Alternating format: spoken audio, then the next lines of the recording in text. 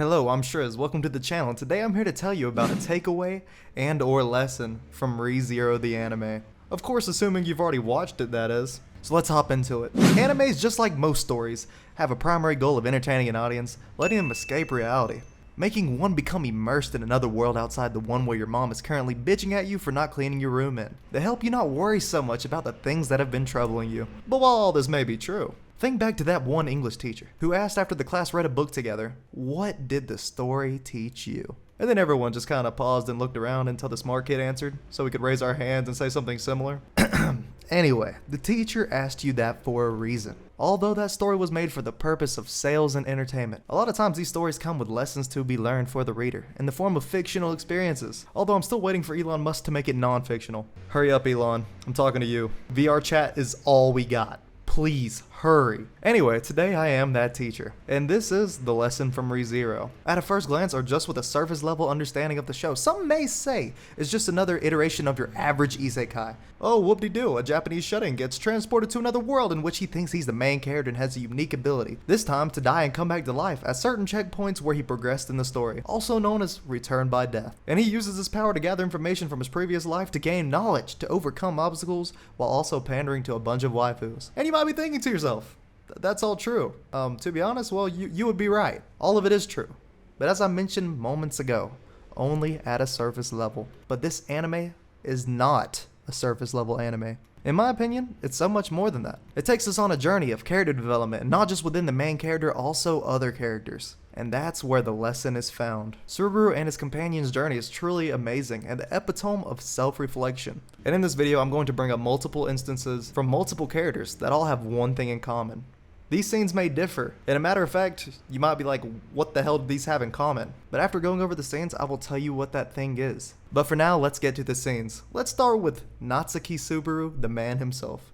So do you remember when he and the gang were trapped in the sanctuary? And at a lot of points, up until then, he had been dying over and over, not seeking the help of anyone outside of that one deal in subjugating the White Whale with the other candidates. Apart from that unique situation, he was facing all of the problems involving his friends and himself alone, using his own life as a shield for others. Well, then again, I guess Rim did kind of ride him around some. We love you, Rim. But at the sanctuary, it was different. He found himself trapped in an ultimatum of not being able to save everyone, thanks to a certain clown. Fuck you, Roswell. But of course he wouldn't give in to this nonsense. He had managed to keep everyone alive up until that point, and it wouldn't be changing now. At least that's what he wanted, and found himself digging a deeper hole, and a deeper hole, and a deeper hole, to the point where he was locked in a cage by Garfield Tenzel and completely blindfolded, possibly not able to save anyone if he was there much longer. This looked like it could have been the end of Subaru's saving everyone attitude. The realization that he couldn't save the sanctuary and the mansion at the same time was beginning to creep upon him. That is until a certain merchant saved him with the help of a pink-haired Rim. They assisted him without even having knowledge of what his true goal is or what he's trying to accomplish. Subaru was actually confused by this, and even said to Otto, after Otto untied him, "Why would you help me?" But Otto's reply that left Subaru in a shocked, laughing state of almost crying was only, "Is it really such a strange thing to try to help a close buddy?"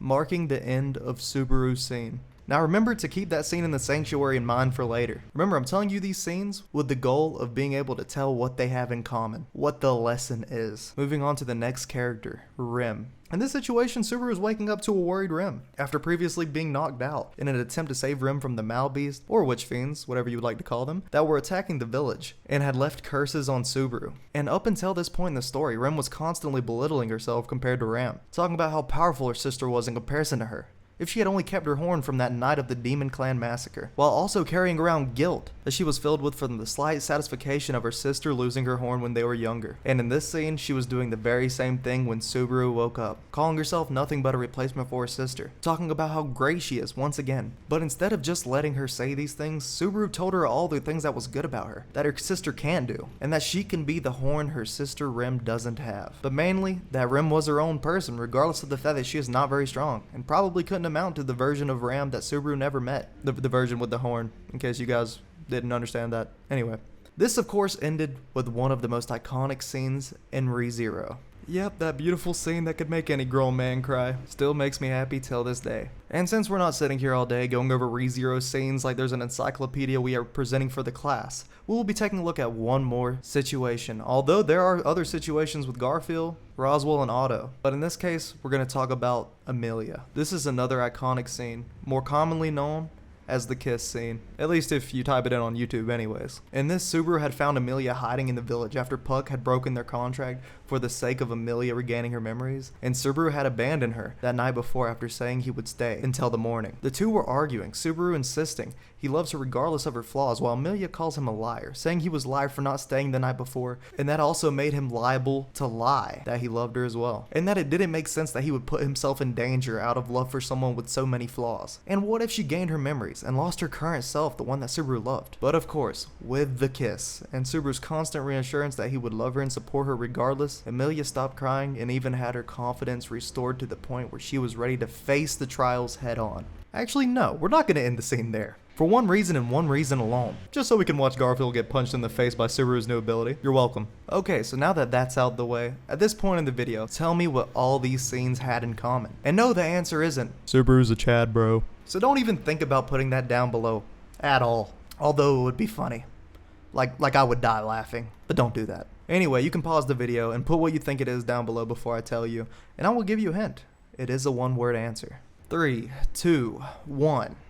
Alright, if everyone's done commenting that wanted to, the one thing these scenes all have in common. And trust me, these scenes don't have a whole lot in common. And this may be cheesy. As I've said before, one word. Acceptance. Yes, one of the main lessons from this story is acceptance. And it's one of the biggest bootloaders for individual character development in this series as a whole. And before you go, I will explain how. In Subaru's case, when Otto saved him, he had to accept the fact that there are people who care about him in the same way that he cares about others. Accepting the fact that no, he doesn't have to make deals like when he subjugated the White Well, or give someone something to get something in return. And that friends are just there to help. To put it simply, accepting help from others, and not taking on all the troubles in front of him by himself. There are people who are there for him and don't want to see him go through the troubles on his own. Because like Otto said, is it so strange to want to help a buddy? So in Subaru's case, accepting help from others, and accepting that he doesn't have to do it alone.